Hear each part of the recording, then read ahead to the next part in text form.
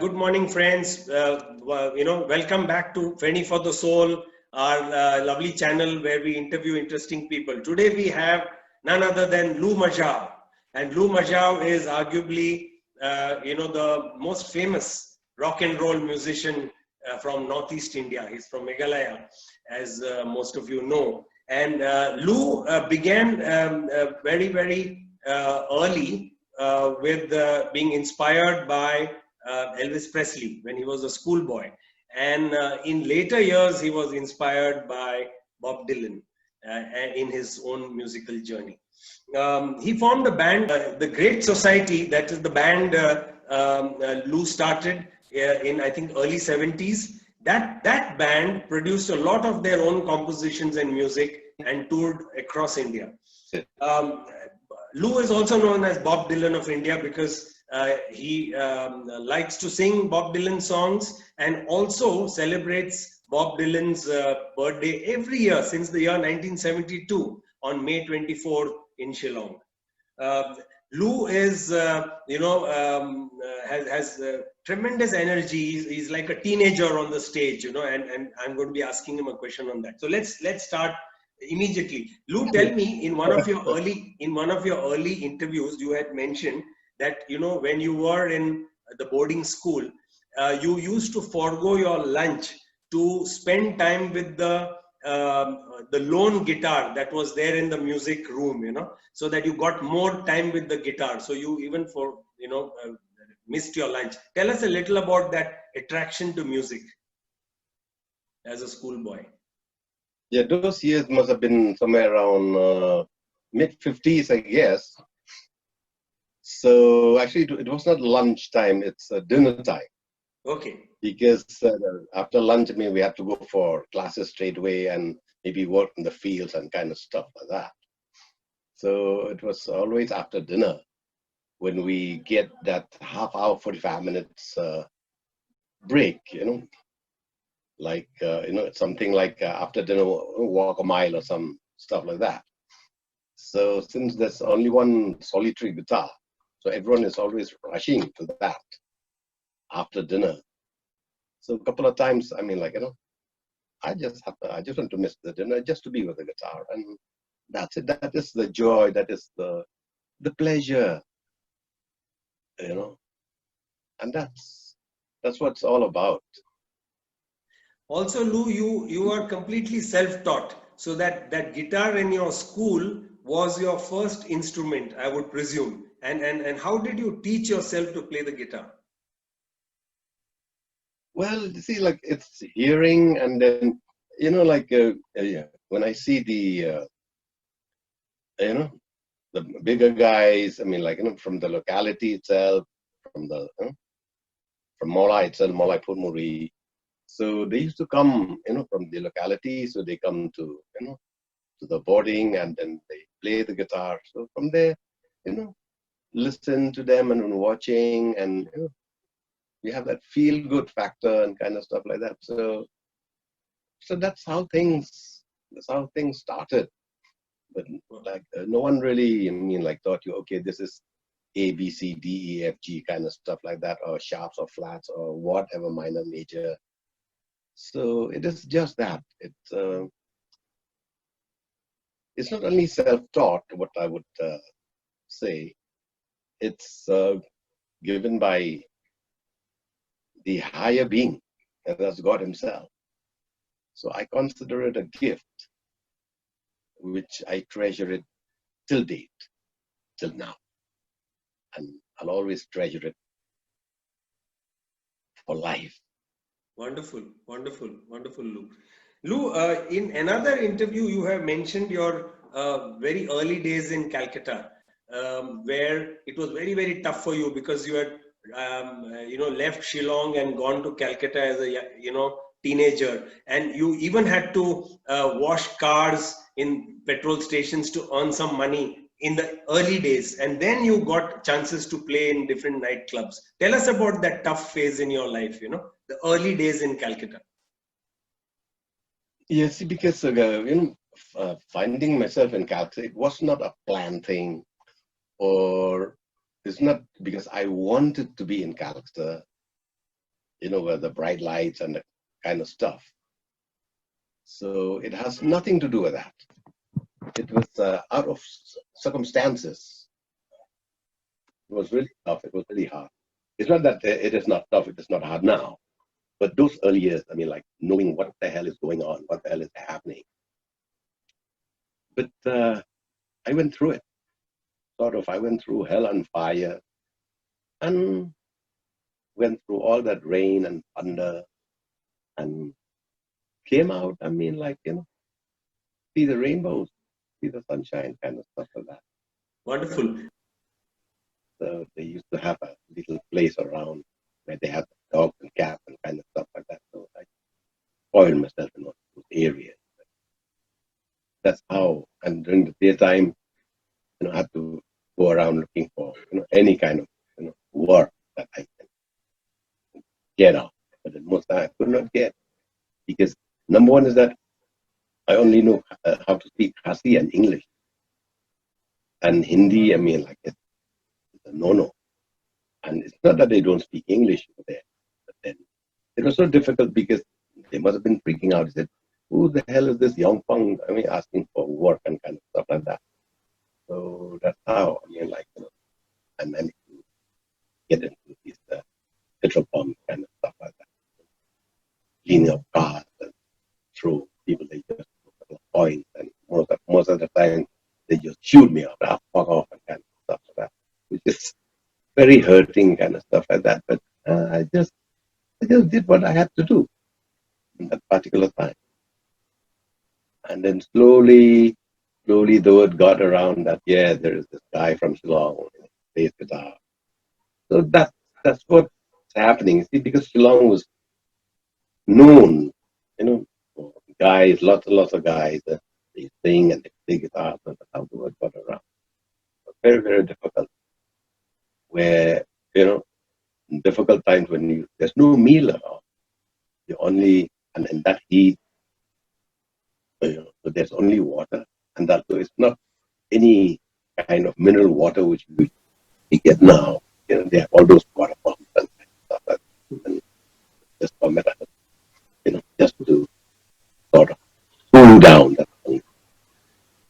Just that water, it helps a lot. And with just 50 paisa, sometimes 75 paisa or a rupee, you survive the day. You have just those rotis, just huge fire, this kind of stuff like that. And then keep it. So you have 3-4 of those, and just enough to see you the whole day. Even though, I mean, like, hungry, wild dog, but then nothing that can be done. But Calcutta taught Lou Majaw, and I'm grateful for that. I'm thankful for Calcutta. Lou Majaw is what he is today. One of the many reasons is because of Calcutta. Lou, there is a nice photograph I'm going to show you about your young days in Kolkata. Okay. And I want you to tell us, by looking at the photo, about the early breaks you got in. Where will I see that photograph? I'll show you. Okay. Can you see this photo now? So this is the photo, Lou, and this is a photo of a young Lou Majaw in Calcutta. So can you tell us, about those early days in Calcutta, about the breaks you got in the different nightclubs? Okay, so the first break, so to say, I mean, like, okay, so we put it that way. It was at this restaurant called Monaroo. Okay. It was owned by a French lady. Her name was Delilah, and she was kind enough to let us. It was the first time that Lou Majaw performed with this band called the Oracle Bones. Okay. The Oracle Bones started by an a Goan Anglo guy. His name was Rico Di Rosario. God bless him. He was a super soul. So he was living in Elliot Road. So through some friends, I met him. He plays drums. Is one hell of a nice guy and kind of stuff like that. So he gave a place sometimes to stay, and then a little food to eat as well. So with him on the drums, and then with a couple of guys from Shillong. I never met those guys in Shillong, but I met those guys in Calcutta only. One is late Eddie Ranja, was playing bass guitar, and then one is Charlie Domes. So he was singing, and then Lou Majaw was playing guitar, and as well as singing as well. So with Rico leading us, so we landed up playing at Moulin Rouge. So almost every evening, we landed up performing over there. And I tell you, I mean, like I was so scared because I could not play guitar very well during those years, and it was so difficult. He used to get real mad at me and getting mad at everyone, you know. But that was the first experience. Amazing. And then from there went on to perform, in all these marriages and kind of stuff like that. But then later on, that the band Oracle Bones, it went haywire. Everyone, like I think Rico must have got pissed off with all of us. And then Eddie went to, he went somewhere else. Charlie went back home, came back to Shillong. So that's how things fell apart. And then after that, I was introduced to Trinkers, to a gentleman by the name of Joshua, Mr. Joshua, who was very, very kind, who was very, very thoughtful, extended his support. So he gave me a slot as a solo artist. So that's how I started performing alone with just a guitar and voice. And Trinkers, you can say those years, it was like, in fact, it was the only place in India where lots and lots of singers, guitar players, and other musicians, and in fact, lots and lots of musicians from Goa, they had performed. I remember there's a band leader. I mean, like the entire band is from Goa only, and they had this beautiful singer. Her name was Eve. I haven't seen her right from the 60s. I don't know. I hope wherever she is well. She's one of the most beautiful singer of that time. And I can still hear her singing. She's full of life, and that voice of hers is so rich. So they have that the band over there playing throughout the evening. And then for me, I just went for the spots, like what they call highlights, kind of stuff like that. So that was a huge blessing from Mr. Joshua, the owner of the co-owner. It was owned by Mr. Puri as well. So sincere thanks to the two of them. You see, because even guys like the Trojans, which came from Bangalore, they had performed over there. And then once the Trojans, they went haywire. Then the lead singer became the lone Trojan. Later on, who's known as Bidu Apaya. So he started from Trinkers as well. So there's so many bands from all over the country, from Bombay, from Madras, from Delhi, from everywhere. It was like a mecca kind of stuff like that for music. So that was really beauty. That was so meaningful. Calcutta, that's right. It was that meaningful experience, and all this. I mean, like by then, I mean, like I was on my own. It was no more band. after the split up of Oracle Bones, because like I told you, Rico must have got pissed off because I could not play the guitar well. But for him, thank God, now he's in Switzerland, and he's doing very well for himself. I heard. So I wish him health and happiness to him and his family and all these. But for Eddie and Charlie, our two friends, they're already dead and gone out the back. So nothing heavy duty, Rahul, that's it. Yeah. My next question really is 1965. You heard Bob Dylan for the first time and you heard the song Blowing in the Wind. Now, I believe you famously said that it blew your mind. So, what exactly happened when you heard that song? Yeah.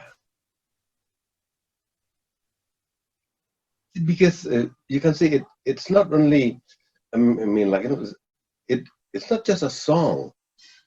It's sort of, it opens up to another world, the meaning of life in life, if you know what I mean. So it has that power, it has that magic, that song. I mean, like, I cannot think of anyone who will not feel anything when they hear that song, when they listen to that song.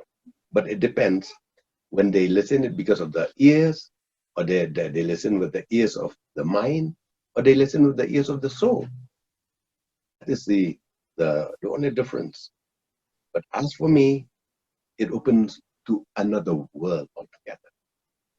And I never know who Bob Dylan was. I got to know that, yeah, this is Bob Dylan. And from that time, I said, hey, this is the man. Wonderful. I'm going to show a photograph. That is him. Yeah. Let me show one or two photos of the young Bob Dylan and now. Let me just share some photos. Okay. Hey. Look at this, nice. Lou. Yeah. This is a young Bob Dylan. Okay. No, you can see it. You don't have to. Yeah, I can see, yeah. With that cap of his, isn't it? Yes. Yeah. No, on his head he has a cap, and he must have been singing "Blowing in the Wind" probably. Teenager. He must have been a teenager. Shot. Yeah. So tell me, Lou, that you have from 1972 every 24th of May you say celebrate Bob Dylan's birthday in Shillong through music and songs. So what exactly happens? Can you tell us, because not everyone knows. See, number one is that this particular 24th May, which I call it a Bob Dylan's Day, this is personal. It has been personal right from that year, and it's personal now, and it'll always be personal. So I'm not into a media kind of thing like that to hype it and do hajar one thing kind of stuff like that, because to me, like I said, it's personal. So that means it is Lou Majaw's way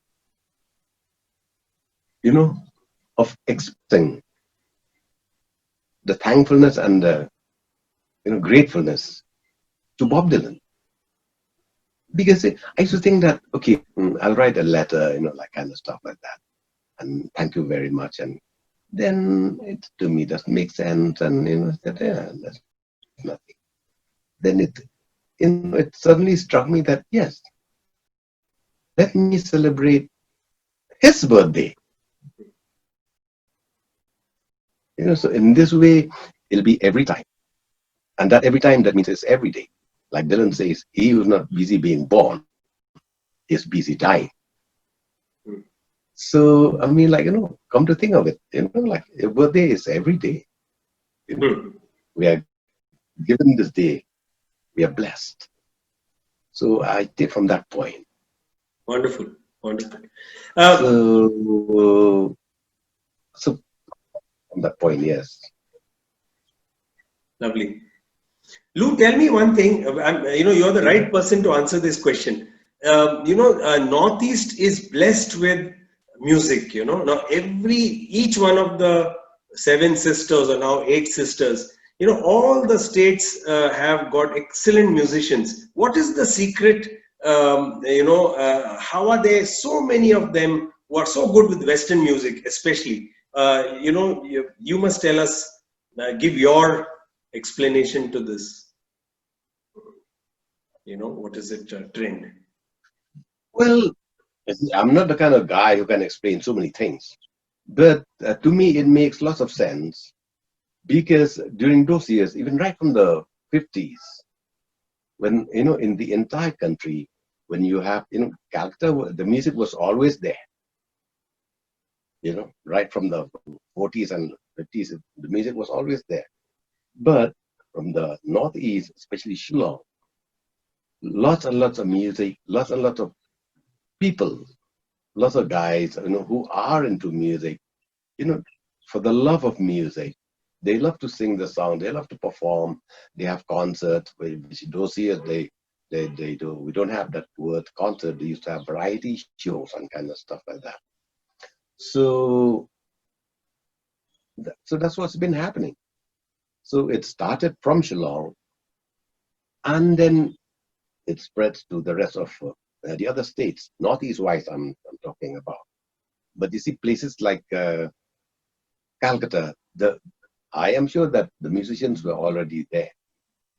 I am sure 100% of it, because why? The nightclubs are there, because the armies was there. And the best part is that the Anglo-Indians were there.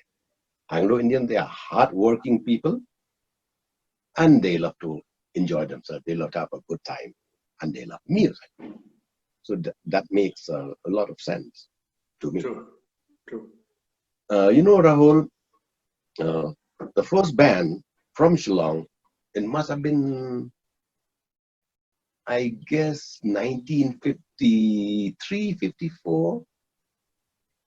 The first band that started this entire group, band, Dynamite Boys. So from there it started, you know, from Dynamite Boys, you know, we went to Vanguards, you know, then to Fentones, to Blood and Thunder, and then to etc. till date. And then by the 70s, then lots of other states, they have their own singers, they have their own bands. Wonderful. So I guess that's one of the reasons. Lou, I had I had a question on You're still on the line. The Great Society. You know, about your Yeah. band, the Great Society. You, all of you, composed a lot of original music. You know, original songs and original music. So I Yeah. want to ask you, why is it important for musicians to write their own songs?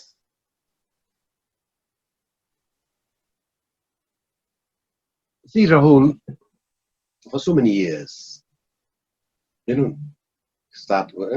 because we started listening to Jim Reeves, Nat King Cole, you know, Marty Robbins, Elvis Presley, Cliff Richard, Bill Haley, you name the entire lot. There's so many. And then came on the Beatles, Jimi Hendrix, or, you know, the entire lot. And then, of course, came Bob Dylan. But then later on, I mean, like, to me, I said, hey, I've been listening to all these guys.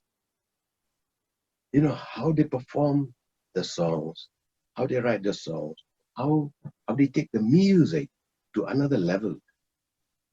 So I said, hey, there is something in my soul which I want to share with others. And that was the time when I was with this band called Blood and Thunder. So later on, I told the manager, we had a manager then, I tell you, but he's one of the best guys till date. His name is Mr. Om Prakash Singhania. He's a manager of the band Blood and Thunder. He's a very, very good man. He helped me financially in many ways, and in many, many ways. So we did, I mean, like, lots and lots of shows with the band. And then I decided, I said, see, let us let's have a concert, just one band concert. But he told me, he said, like Lou said, this is Shillong. It doesn't work like that, especially, and I said, like, we have to use our own songs, write songs. And then he was not on for it. So I said, it's okay.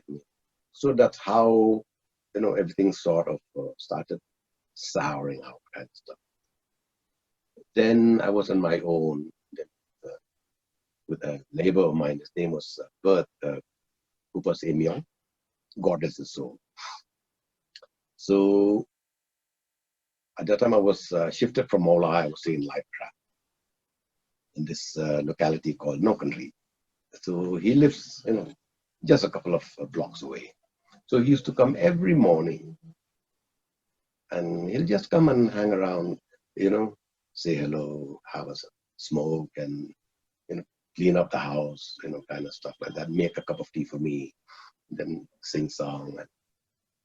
So at that time I was still, with Blood and Thunder, so I'll always take him along. And he was with me for about 2-3 years with this band Blood and Thunder. And then one fine day, I just told, because the drummer did not turn up, I told him, you sit on the drums. There was no practice, no nothing. That was in one of the school fates in St. Joseph's. I mean, like, he was shocked, my God, man. He was shocked, he was surprised. And you see the joy in his, in his persona. I told him, yes, it's in the drums. And he went berserk. So from there he started, so we started getting very, very close to each other, up to a point that, we share the room and kind of stuff like that. So, and he was playing drums very, very well, very, very well. And then slowly Arjun Sen came. That's how three of us, actually started with Bert, and then when AJ came, so there were three of us. So AJ, he, he's some kind of a promoter, kind of stuff like that.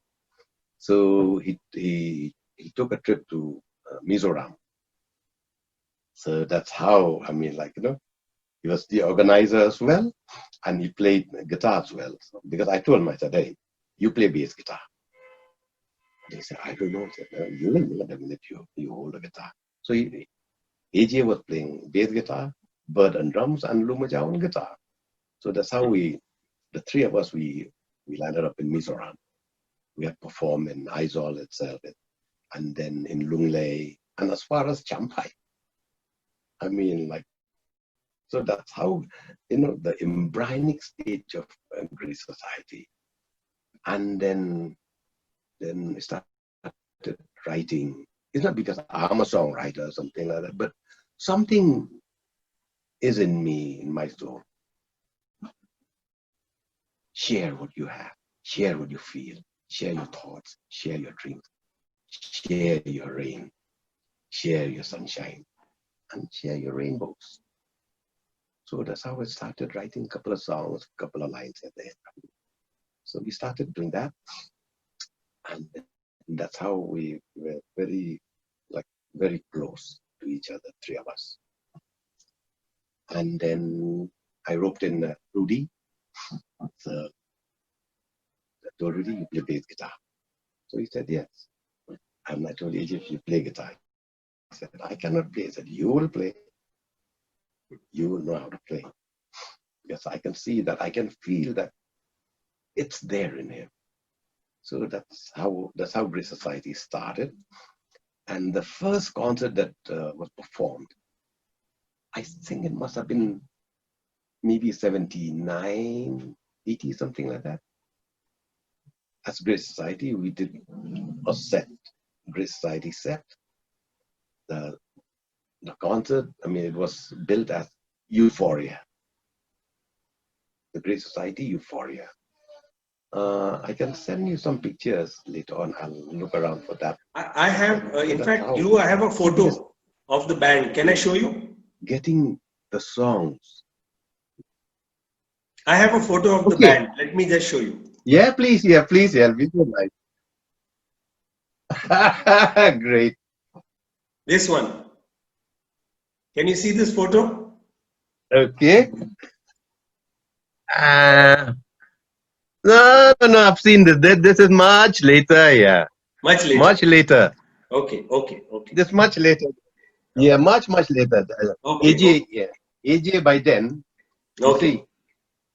You see, because I'll show you the photographs first, where there were only three of us. Only AJ on guitar, on bass Yeah. guitar, I mean, Bert on drum, and Lou Majaw on guitar and voice.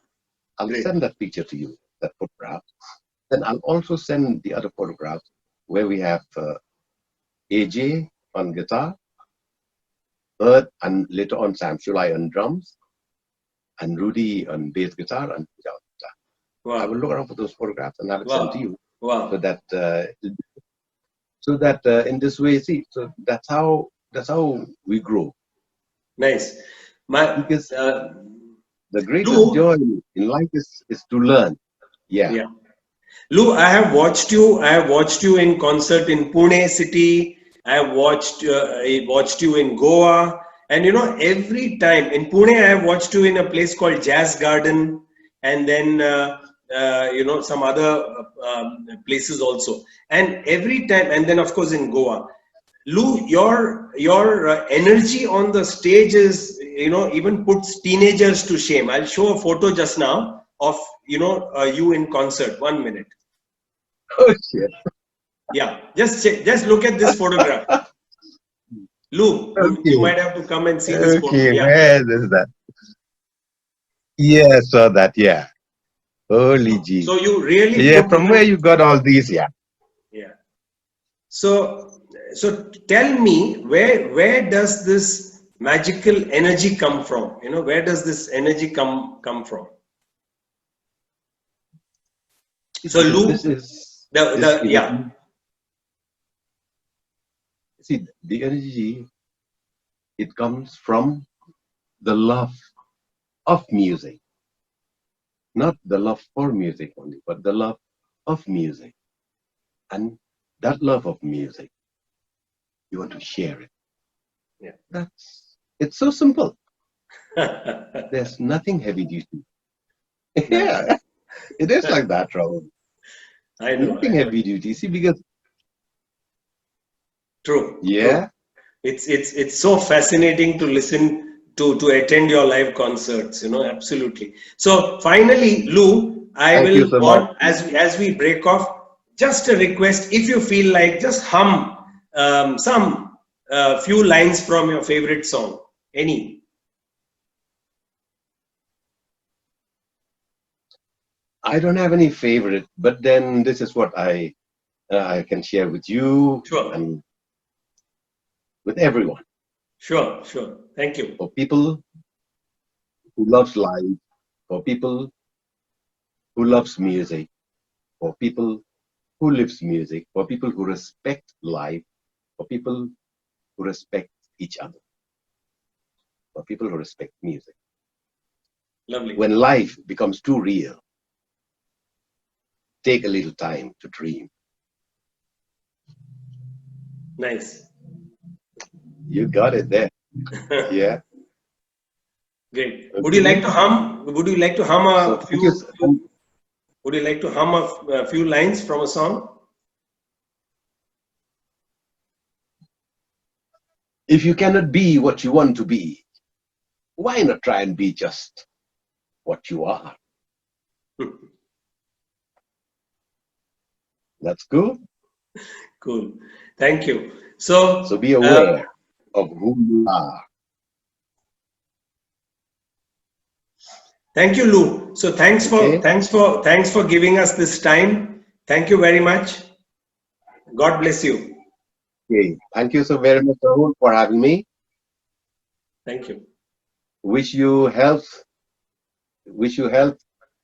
and peace to you and your family. Thank you, Lou. God bless you all. Thank you. Kublai. Thank you. Kublai. Bye. Bye.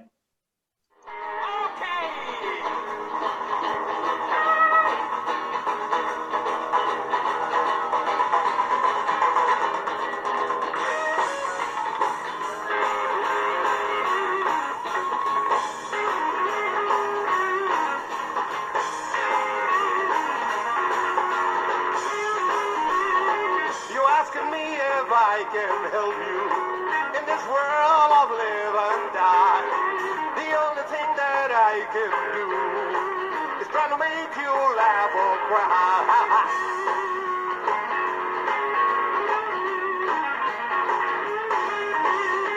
Before someone can really help you, you gotta learn to help yourself. Don't get hung up with this message. I'm just concerned about your health.